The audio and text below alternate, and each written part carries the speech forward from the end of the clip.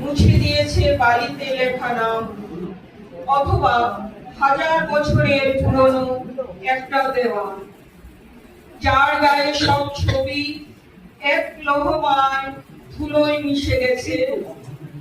আমি হাঁটছি, পথটা চেনা নয়।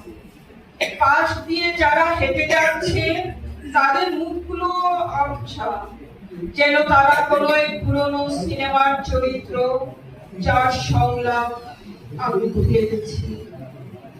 এই যে হাতটা, এটা কি আমার? এই আঙ্গুলগুলো, এদের কাজ কি শুধু তর্জনী তোলা? একটা সময় ছিল যখন এই হাত দিয়ে আমি আঁকতাম, লিখতাম, স্পর্শ করতাম।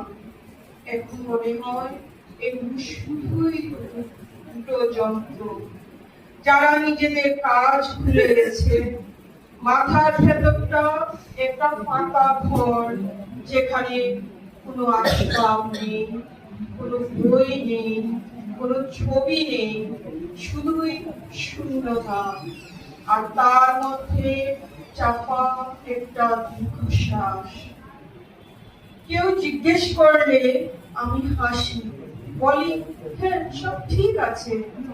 কিন্তু সেই হাসিটা কি সত্যি আমার, নাকি এটাও একটা পুরনো মুখোশ, যেটা ভুলে যাওয়ার আগে মুখে পড়ে নিয়েছিলাম?